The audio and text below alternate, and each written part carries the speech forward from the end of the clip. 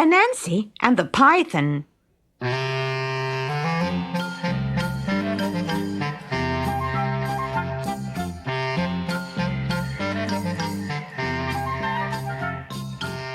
Deep in the jungle, on the muddy banks of the river Niger, lay an enormous snake, a coiling, hungry python.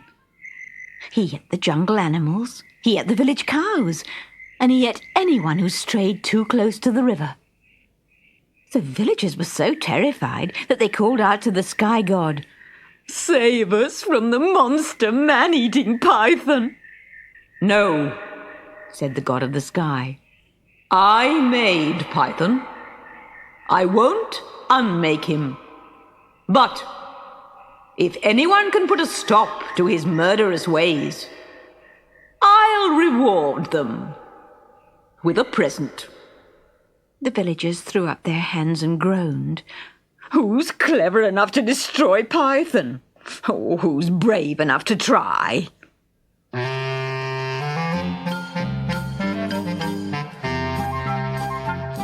Close to the village lived Anansi, the Spider-Man. When he heard the sky god's words, he said, "I'll tackle Python. Give me a bowl of wine, a basket of eggs, and a long rope. Then cut down a tall tree, strip off the branches, and carry it to the river." The villagers carried the tree down to the river and ran home as fast as they could, fearing the snake would eat them up. But Python just lay dozing in his hole. Anansi crept right up and sat down outside. "No, no," he said in a loud voice. "You're wrong. Python's really nice. So nice. I've brought him a present of wine and eggs."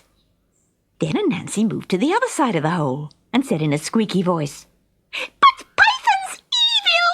He eats up cows and people and scares us half to death."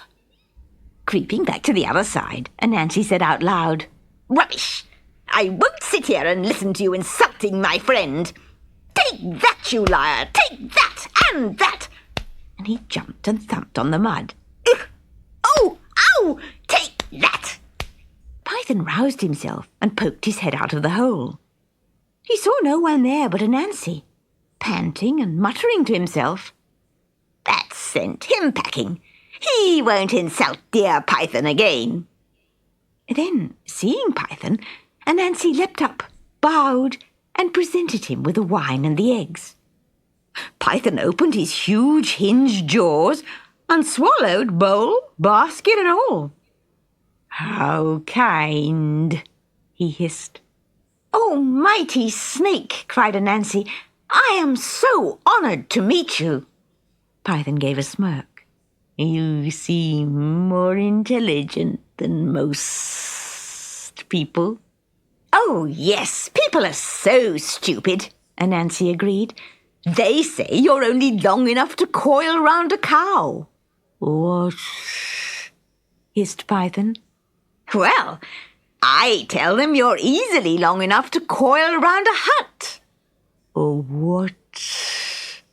"Or even a whole village. Exactly how long are you, Mr. Python?" Python shuffled a short way out of his hole. He was monstrously big, but Anansi hid his fear and said, "I still can't judge. Come right out and let me measure you." Python slid, coil after glistening coil, out of his hole.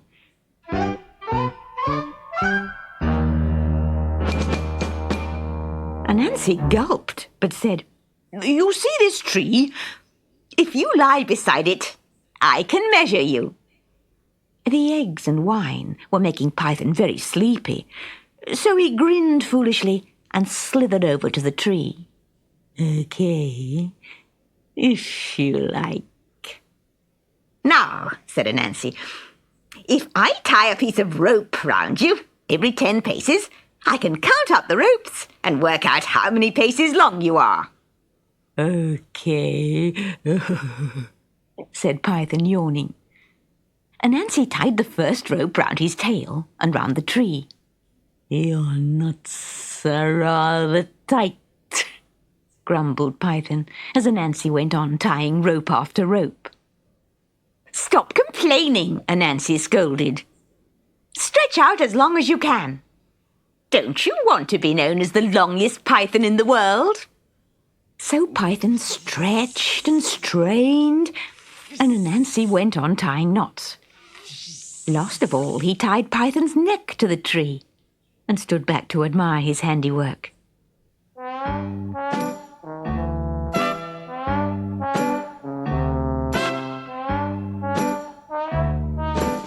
Well, how big am I? Asked Python. Hurry up and measure me. I can see from here, sniggered Anansi. Your body's awfully big, but your brain's very, very small. How will you eat your next villager, Mr. Python? How will you swallow your next cow? I've put a stop to you and your murderous ways forever. When Python saw Anansi dancing triumphantly up and down the tree trunk, he struggled and strained to get free. His tongue flickered wickedly. But he was tied so tight that he couldn't move a muscle.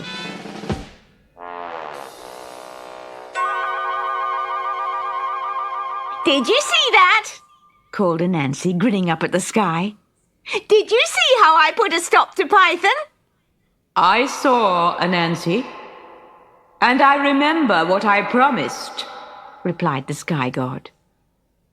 Here is your reward. And the sky god leaned down out of the heavens and gave Anansi a small box. Inside is wisdom, enough for a lifetime. Your cleverness will make you famous, and your trickery will keep you safe.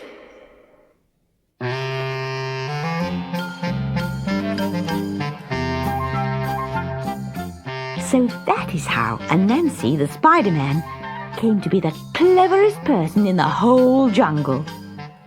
Even cleverer than he had been before. And Python? Well, he just floated away on his tree trunk down the river Niger, deeper and deeper into the deep, dark jungle.